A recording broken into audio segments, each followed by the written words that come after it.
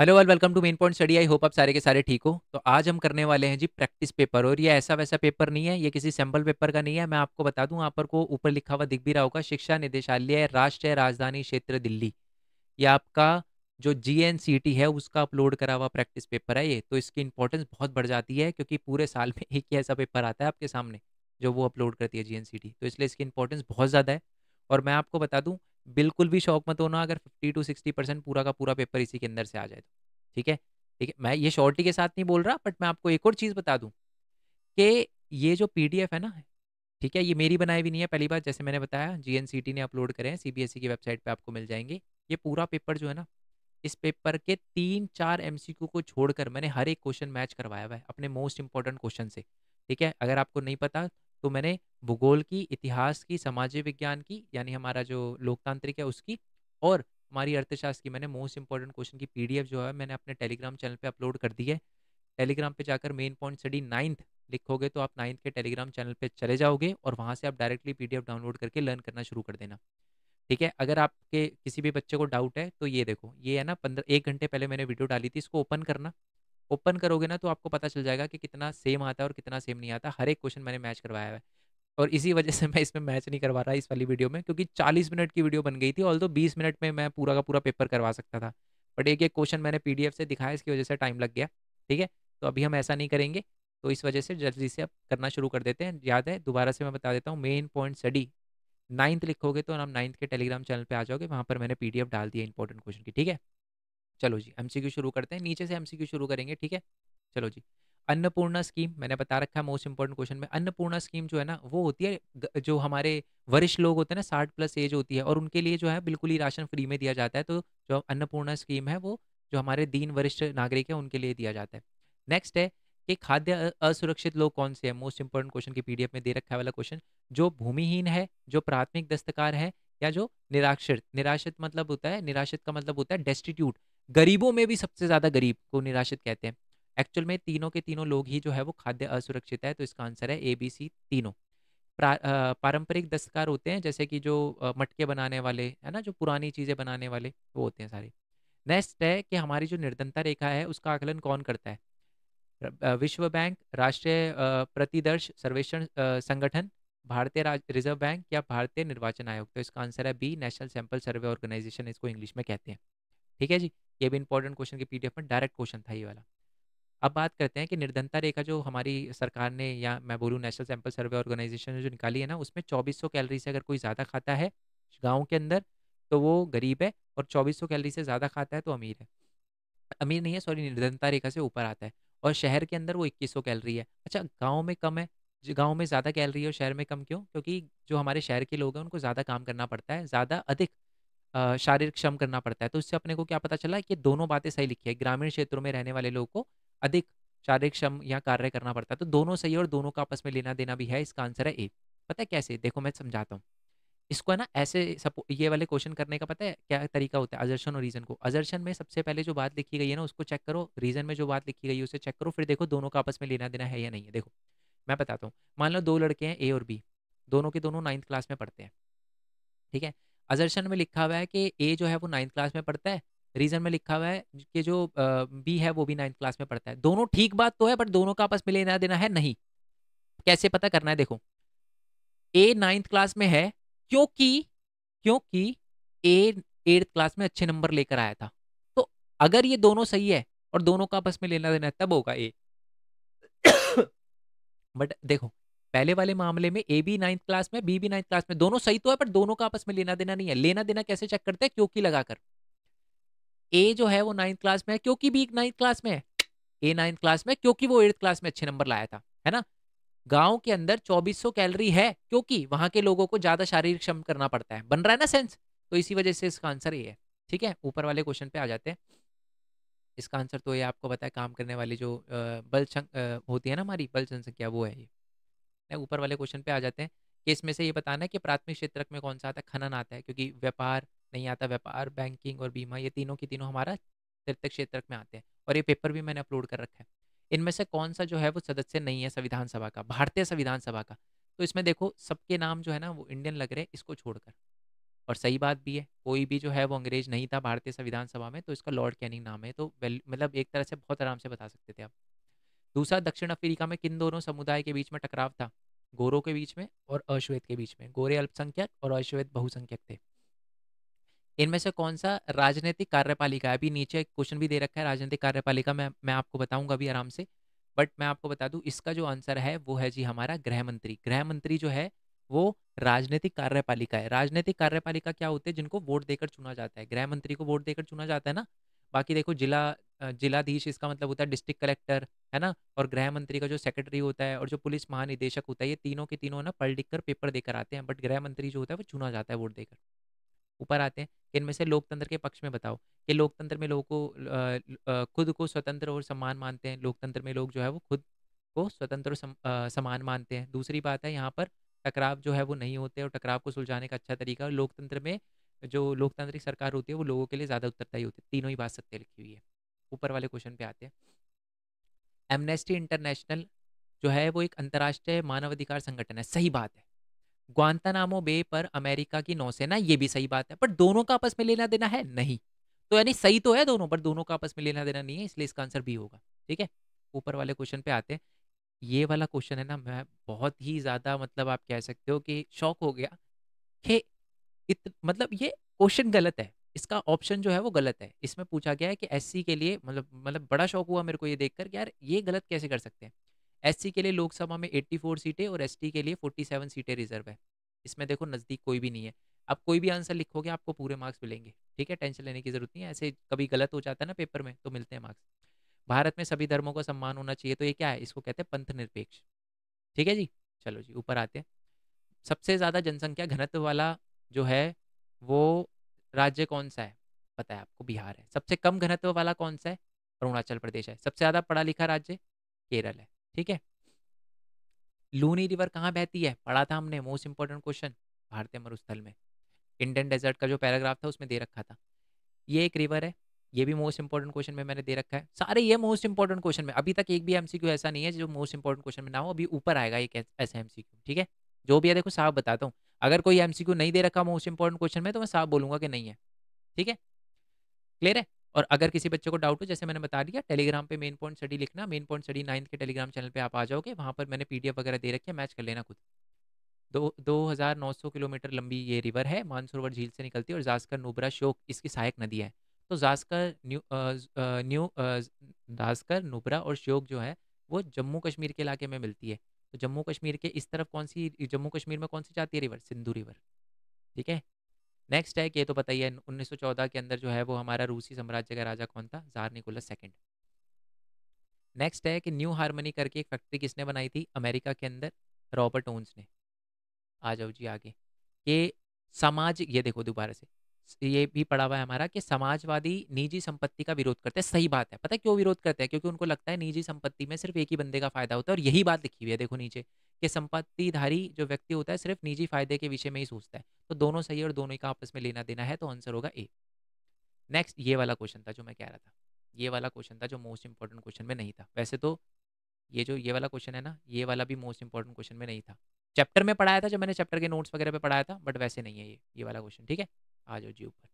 इसका आंसर है जी ग्योबल्स। ये हिटलर का प्रचार मंत्री पूछा है तो इसका नाम है ग्योबल्स, बट ये आ सकता है, इसलिए बहुत इंपॉर्टेंट है, ध्यान रखना। 2-2 नंबर वाले क्वेश्चन पे आ जाते हैं। ठीक है। सबसे पहले प्रेस सेंसरशिप जब फ्रांस से हटी थी तो क्या परिवर्तन आए? यानी बेसिकली, अच्छा, कब हटी थी प्रेस सेंसरशिप? जब किंग हट गया था। तो किंग जब हट गया था तो क्या परिवर्तन आए? कि एक नया संविधान बना, लोगों को अधिकार वगैरह मिले, और जो जो प्रेस है वो अब लोगों के बारे में या जो भी समाज है उसके बारे में बिना किसी डर और भय के जो है कुछ भी छाप सकती थी। क्लियर हो गया? चलो। नेक्स्ट है ग्रामीण ऋतु के बारे में बताना है, मोस्ट इंपॉर्टेंट क्वेश्चन में दे रखा है। भारत के मानसून के आगमन के बारे में बताओ कि भारत में जो आगमन है सबसे पहले जो हमारी दक्षिण दक्षिण पश्चिम से आता है और दक्षिण पूर्व की तरफ जाता है, और यहाँ पर दो उसमें रेखा में बढ़ जाता है। एक तो बे ऑफ बंगाल ब्रांच और एक है हमारी अरेबियन सी ब्रांच, और दोनों जाती है ऊपर की तरफ, और पूरे भारत में इन्हीं दोनों रेखाओं की वजह से जो है वो बारिश होती है। और मैं आपको बता दूं, बे ऑफ बंगाल की वजह से ही दिल्ली में बारिश होती है। बे ऑफ बंगाल ब्रांच की वजह से, बंगाल की खाड़ी की जो ब्रांच है उसकी वजह से। गर्मी की ऋतु के बारे में तो आप लिख दोगे तो वैल्यू बेस्ड ही है, बट ये है इंपॉर्टेंट क्वेश्चन में ये भी क्वेश्चन दे रखा है। संविधान क्यों आवश्यक है? क्योंकि संविधान हमें मूलभूत नियम प्रदान करता है जिससे हम सबके बीच में समन्वय बना रहे। संविधान यह बताता है कि शक्ति लेने की डिसीजन लेने की शक्ति जो है वो किसके पास होगी। संविधान ये बताता है कि सरकार कैसी बननी चाहिए। सरकार और संविधान ये बताता है कि लोगों के क्या क्या अधिकार है। ठीक है जी। नेक्स्ट है कि गरीबी के प्रमुख कारण बताइए। भारत में गरीबी के बहुत सारे कारण हैं। पहला, ब्रिटिश सरकार, क्योंकि औपनिवेशिक सरकार ने हमारे जितने भी उद्योग थे, पारंपरिक उद्योग, उनको खत्म कर दिया था, जिसकी वजह से गरीबी। नेक्स्ट है कि भारत के अंदर जनसंख्या बहुत तेज़ी से बढ़ रही है। ठीक है, इसकी वजह से भी गरीबी बढ़ रही है। नेक्स्ट है लोगों को रोजगार नहीं मिल रहा, जिसकी वजह से गरीबी बढ़ रही है। और सबसे लास्ट है ना, भारत के अंदर क्या है क्या ना, सामाजिक भेदभाव भी होता है। कुछ भेदभाव की वजह से ऐसा होता है कि कुछ बंदों को काम नहीं मिल पाता और वो गरीब रह जाते हैं, तो ये कारण है। ठीक है। नेक्स्ट वाले क्वेश्चन पे आते हैं कि निर्धनता असुरक्षित समूह को कैसे प्रभावित करती है। असुरक्षित का मतलब क्या होता है? वो लोग जो है ना किसी आपदा से ज़्यादा प्रभावित होते हैं। जैसे मान लो 1, 2, 3, 4, 4 घर हैं। एक एक ओल्ड लेडी का है, यानी एक लेडी का है, मान लो फीमेल का है, एक ओल्ड पर्सन का है, एक जो है वो 6-7 साल के लड़के का है और एक जो है 25-26 साल के आदमी का है। अगर चारों के घर पे बाढ़ आ जाए तो कौन अपना घर जो है वापस बना पाएगा? सबसे पहले मेल, है ना? क्यों? और इससे हमें क्या पता चलता है कि बाकी लोग जो है ना वो असुरक्षित है। ठीक है। अब ये जो असुरक्षित लोग हैं ना, इनको गरीबी का सामना भी बहुत ज़्यादा करना पड़ता है। ठीक है। और अगर गांव में देखा जाए तो ऐसे असुरक्षित समूह कौन है? SC, ST, OBC, जिनके साथ भेदभाव वगैरह होता है। क्लियर हो गया? चलो जी, आई होप ये क्लियर हो गया हो। लोकतांत्रिक सरकार के कुछ सामान्य मैं आपको बता दूं, ये वाला लिखा है कि लोकतांत्रिक सरकार की विशेषता बताओ। पहला क्वेश्चन ये है मोस्ट इंपोर्टेंट क्वेश्चन की PDF में। लोकतांत्रिक PDF, लोकतांत्रिक राजनीति की जब PDF खोलोगे सबसे पहला क्वेश्चन है। ठीक है। लोकतांत्रिक सरकारों के कुछ सामान्य लक्षण बताइए। लोकतांत्रिक सरकार में लोगों को सबसे पहले है लोकतांत्रिक सरकार लोगों द्वारा चुनी जाती है। लोकतांत्रिक सरकार में इक्वल वोट होते हैं सबको। लोकतांत्रिक सरकार में सबको समान समझा जाता है और लोकतांत्रिक सरकार में इंडिपेंडेंट यानी स्वतंत्र न्यायपालिका होती है। ठीक है। नेक्स्ट ये तो ये है कि आप अगर विद्यालय के अगर एक विद्यालय में हो और आपको बोला जाए नियम कानून बनाओ, तो क्या नियम कानून बनाओगे आप? तो वो ये है कि सबको सेम ड्रेस पहननी है, कोई अलग नहीं दिखना चाहिए, है ना? और साफ सफाई रखनी है, अपने आसपास कूड़ा वगैरह नहीं फैलाना, है ना? और अपना अच्छे से पढ़ाई करनी है। ये मतलब ये तो बना के भी लिख सकते हो, टेंशन मत लो, इसके मार्क्स नहीं कटेंगे। फ्रांसीसी क्रांति और अक्टूबर क्रांति लिख लो, मोस्ट इंपॉर्टेंट क्वेश्चन है। मैं आपको सिंपल बता देता हूँ। फ्रांसीसी क्रांति जो है वो इस वजह से हुई थी क्योंकि बहुत सारे लोग जो है ना, गरीब लोग जो थे, वर्कर जो थे, वो परेशान थे और वो विंटर पैलेस जो कि किंग का पैलेस है उसके सामने जाके विरोध कर रहे थे। और इसी घटना की वजह से फ्रांसीसी क्रांति फरवरी क्रांति, फ्रांसीसी कह रहा हूँ, फरवरी क्रांति की वजह से ही हमारा जो किंग है वो हटा था। अक्टूबर क्रांति में क्या हुआ था? ये 1917 की बात है, याद रखना, दोनों साल 1917 में। अक्टूबर क्रांति में क्या हुआ था कि हमारा जो क्या कहते हैं, किंग तो हट गया था फरवरी क्रांति में, और जो हमारी समाजवादियों की सरकार है ना वो अक्टूबर में आई थी, तो इसलिए इसको अक्टूबर क्रांति बोला जाता है। और इसके अंदर क्या हुआ था? इसके अंदर भी वो हुआ था कि जो हमारी बॉल्शेविक पार्टी है ना, उसने पूरा का पूरा, बॉल्शेविक पार्टी ने पूरा का पूरा जो प्रोविजनल सरकार है उनके खिलाफ लड़ाई और जंग जो है वो शुरू कर दी थी, और इसी लड़ाई के बाद जो है वहाँ पर समाजवादी सरकार आ गई थी। ठीक है। नेक्स्ट क्वेश्चन पे आते हैं। भारतीय न्यायपालिका स्वतंत्र और निष्पक्ष जो है वो संस्थान है, स्पष्ट करें। तो आपको बताना है कि अब क्या भारतीय न्यायपालिका स्वतंत्र है, आपको बोलना है यस। कैसे? क्योंकि भारतीय न्यायपालिका ना ही कार्यपालिका की सुनती है और ना ही आपकी विधायिका की सुनती है। एक तो पहला पॉइंट ये हो गया। दूसरी बात कि जो न्यायपालिका जो होती है, न्यायपालिका के जो भी जज होते हैं उनको चुना तो राष्ट्रपति द्वारा जाता है, बट एक बार चुनने के बाद वो राष्ट्रपति की भी नहीं सुनते, और उनको हटाने के लिए क्या कहते हैं उसे, महाभियोग लगाना पड़ता है। तीसरी बात है इनकी जो सैलरी होती है ना वो भी सरकार से नहीं आती, उसके लिए अलग से फंड बनता है। और चौथा है कि जो हमारी न्यायपालिका है उस पर कोई भी जो है, मैं आपको बता दूं, उस पर उसके किसी भी फैसले पर कोई भी जो है ना वो अंकुश नहीं लगा सकता, उसकी चर्चा जो है वो न्यूज़ चैनल पे वगैरह पे नहीं हो सकती, और उसकी अवहेलना भी नहीं करी जा सकती। मतलब आप जो जज की बेइज्जती वगैरह नहीं कर सकते किसी भी फैसले को लेकर। ठीक है। नेक्स्ट है स्थायी कार्यपालिका क्या होती है और राजनीतिक कार्यपालिका क्या होती है। दोबारा से बताता हूँ, ध्यान से सुनना। जब कोई जैसे नेता होते हैं ना, जैसे होम मिनिस्टर, फाइनेंस मिनिस्टर, ये मिनिस्टर चुने जाते हैं ना वोट देकर, तो ये राजनीतिक कार्यपालिका होती है। स्थायी कार्यपालिका जैसे IPS IAS जो पेपर दे के आते हैं। तो क्या समझ आया? राजनीतिक कार्यपालिका का जो टाइम पीरियड है वो फिक्स होता है। स्थायी कार्यपालिका का जो टाइम पीरियड होता है वो मतलब राजनीतिक कार्यपालिका का 5 साल का होता है, और इनका जो होता है वो टिल डेथ होता है, टिल डेथ या रिटायरमेंट होता है।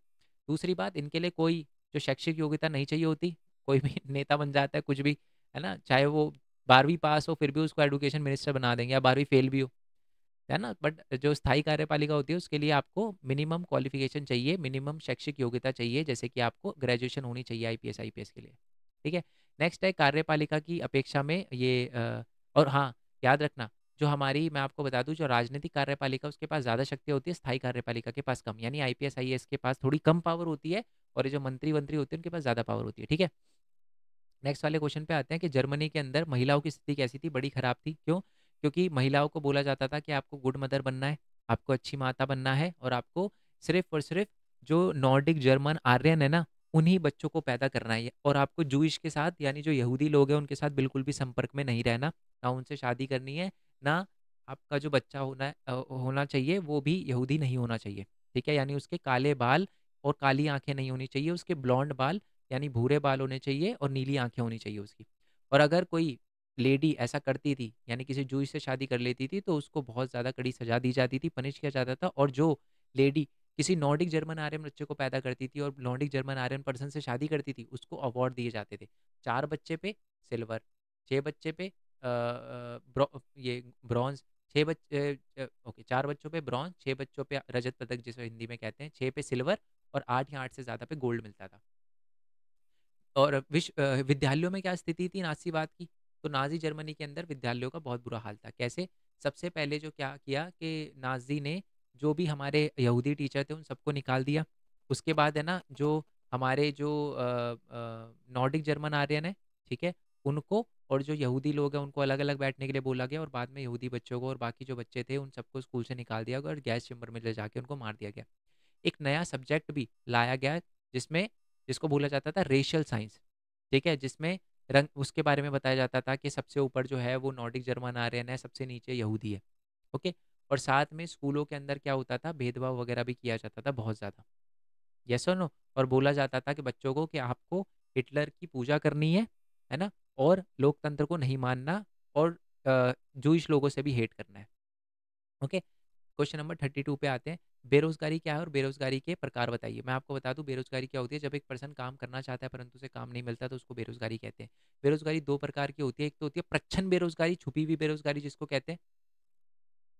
दूसरी होती है हमारी कौन-सी बेरोज़गारी? दूसरी बेरोज़गारी जो होती है वो होती है हमारी मौसमी बेरोज़गारी। मौसमी बेरोज़गारी क्या होती है? जब साल के किसी मंथ किसी पर्सन को काम नहीं मिलता, मौसम मतलब किसी कुछ ऐसा काम होता है ना जो मौसम तक रहता है और साल के कुछ महीने काम नहीं मिलता तो उसको कहते हैं मौसमी बेरोज़गारी। जैसे इसका उदाहरण है जी हमारे आइसक्रीम वाले भैया, गर्मियों में तो पैसे छापेंगे, सर्दियों में भैया को दिक्कत हो जाती है। मतलब जॉब वगैरह नहीं मिलती उनको, है ना? क्योंकि आइसक्रीम नहीं खाते इतना प्रोडक्ट मतलब नहीं बिकती, तो ये इसलिए प्रॉब्लम फेस करनी पड़ती है भैया को। प्रच्छन्न बेरोज़गारी क्या होता है? प्रच्छन्न बेरोज़गारी का मतलब होता है कि जब किसी काम के अंदर ज़रूरत से ज़्यादा लोग लगे हुए हों, तो उसको प्रच्छन्न बेरोज़गारी कहते हैं। जैसे एक खेत है, उसमें 10 बंदे काम कर रहे हैं और 100 किलो अनाज उगा रहे हैं। अब है ना, मान लो मैंने 5 बंदों को निकाल दिया और 5 बंदे रखे, तब भी 100 किलो उग रहा है अनाज। तो इसका मतलब अपने को क्या समझ आया? 5 बंदे एक्स्ट्रा थे और इसी को कहते हैं प्रच्छन्न बेरोज़गारी कि वो काम तो कर रहे हैं, बट उनके काम करने का कोई फ़ायदा नहीं हो रहा। ओके, नेक्स्ट क्वेश्चन पे आ जाते हैं कि अर्थव्यवस्था के 3 क्षेत्र कौन-कौन से हैं? प्राथमिक, द्वितीयक और तृतीयक। जब आप प्रकृति से कोई चीज़ लेकर चीज़ों का उत्पादन करते हो तो उसको कहते हैं प्राथमिक क्रिया। ठीक है? जैसे कि फार्मर, फार्मर किसका यूज़ कर रहा है? खेत का, ज़मीन का। ज़मीन क्या है? नेचुरल है ना, भगवान ने दी, हमने तो नहीं बनाई। दूसरा द्वितीयक, द्वितीयक में विनिर्माण आता है। विनिर्माण यानी जहाँ पर भी फैक्ट्री का काम हो ना, जैसे फैक्ट्री हो गई, जूते की फैक्ट्री, कपड़े की फैक्ट्री, ये सारा द्वितीयक क्षेत्रक में आता है। और तृतीयक क्षेत्रक में आता है सेवाएँ, जैसे कि डॉक्टर हो गया, इंजीनियर हो गया, ये सारे के सारे तृतीयक क्षेत्रक में आते हैं। ठीक है? नेक्स्ट आता है कि भारत में मानसून एकता का हेलो, हेलो। चलो चेक कर रहा था मैं कि रिकॉर्ड हो रही है नहीं हो रही। भारत में मानसून एकता का परिचारक है, ठीक है? आपको बताना है कि भारत के लिए मानसून बहुत ज़्यादा इम्पोर्टेंट है क्योंकि भारत के ब मतलब मानसून पर ही हमारे बहुत सारे जीव-जंतु और जो पेड़-पौधे हैं वो डिपेंडेंट होते हैं। मानसून पर ही हमारी फसल डिपेंडेंट होती है, हमारे बहुत सारे त्योहार जो होते हैं वो मानसून पर ही डिपेंड करते हैं, इसलिए ही भारत में मानसून जो है वो एकता का परिचारक है, ठीक है? और भारत की जलवायु को प्रभावित करने वाले कारक कौन-कौन से हैं? एक तो अक्षांश, ठीक है? दूसरा है ऊँचाई, तीसरा है हवाएँ। कौन-सी हवाएँ? जैसे जेट जेट स्ट्रीम, जेट धारा, ठीक है? और जेट धारा की वजह से जैसे जेट धारा की वजह से ही भारत में सर्दियों में बारिश आती है, ठीक है? तो ये क्या है? भारत के क्लाइमेट को अफ़ेक्ट कर रही है। ऊँचाई, तो ऊँचाई में आपको लिखना है हिमालय के पहाड़। हिमालय के पहाड़ एक्चुअल में हमें ठंडी से भी बचाते हैं, आपको लग रहा होगा सर हिमालय में तो बर्फ़ होती है, में ठंडी से कैसे बचाते हैं? एक्चुअल में तिब्बत से बहुत ठंडी हवाएँ आती है और अगर हिमालय ना होते तो इंडिया के अंदर घुस जाती वो हवाएँ और जिसकी वजह से बर्फ़ पड़ने लग जाती दिल्ली के इलाकों में। ठीक है, आप बोलोगे सर ये तो मज़ा आ जाता, बट नहीं जी, ये बहुत ज़्यादा ठंड हो जाती तो ये इसलिए हमें बचाता है ये। क्लियर हो गया? दूसरी बात है हवाएँ, जैसे मैंने बताया जेट। अक्षांश क्या होता है कि ना भारत के बीचों-बीच से एक लाइन जाती है, आपको पता है कौन-सी लाइन है वो? बताओ जी कौन-सी लाइन है? वो लाइन है जी हमारी कर्क रेखा, और कर्क रेखा जो है वो भारत को 2 इलाकों में बाँटती है और ये भी जो है वो कहीं न कहीं भारत के क्लाइमेट को अफ़ेक्ट करता है। ठीक है जी? अब आ जाओ जी नीचे। ये तो देखो पैराग्राफ वाले रीड करके बताना है, बहुत प्यार से बता दो यार। मैप पे आ जाते हैं। उड़ीसा, बताइए आपको कहाँ पर है? मैं बता दूँ, ये उड़ीसा इस तरफ है, इस तरफ। ठीक है, बिल्कुल उस ऊपर बंगाल पड़ता है, नीचे उड़ीसा है। मालवा का पठार यहाँ पर है। सांबर लेक जो है वो राजस्थान में पड़ती है, राजस्थान यहाँ पर पड़ता है हमारा। ठीक है, ये ऐसे, ये तो गुजरात है और गुजरात के ऊपर ये राजस्थान है हमारा। और भारत का सबसे जनसंख्या घनत्व वाला राज्य पता ही आपको, बिहार है, इस तरफ है, ये यूपी है और यहाँ बिहार है। ठीक है, मित्र राष्ट्र का देश, एक्चुअल में आपको इसमें से बताना है कि मित्र राष्ट्र का, धुरी राष्ट्र का जो इन्होंने मार्क कर रखा है, उस देश का नाम बताना है। चलो मैं आपको बताता हूँ। ये जो है ना, ये जो बी लिख रखा है जहाँ पर, एक्चुअल में वो है जी जर्मनी। पता है इसकी ट्रिक क्या है याद करने की? ये ऊपर जो निकला हुआ है ना, उसके जस्ट नीचे जर्मनी है। जर्मनी के इधर फ्रांस है, ये फ्रांस है, और फ्रांस भी जो है वो मित्र राष्ट्र का देश है। और ये जो दिख रहा है ना आइलैंड देश, इसका नाम है ब्रिटेन, इंग्लैंड जिसे आप लिखते हो, ये भी मित्र राष्ट्र का देश है। ठीक है जी? आई होप सारे के सारे क्वेश्चन आपको बहुत अच्छे से समझ आ गए हो। ठीक है? बाकी अगर कोई भी दिक्कत हो तो आप मेरे को नीचे कमेंट बॉक्स में बता सकते हो। ठीक है? मोस्ट इंपॉर्टेंट क्वेश्चन करना मत भूलना, मैंने ऐसे वीडियो डाल रखी है वैसे ही। बाकी जैसे ये मैंने अ, उसकी भूगोल, उसकी इतिहास की सॉरी एसएसटी की वीडियो डाल रखी है, और इसकी वीडियो के बिल्कुल एंड में आओगे ना तो बाकी वीडियोस का लिंक भी आपको नीचे डिस्क्रिप्शन में मिल जाएगा, नीचे डिस्क्रिप्शन में या इस पे मिल जाएगा। ठीक है? बाकी मिलते हैं जी नेक्स्ट वीडियो में, तब तक के लिए thank you so much. Jai Hind, Jai Bharat, Vande Mataram. Thanks for your support. Bye bye.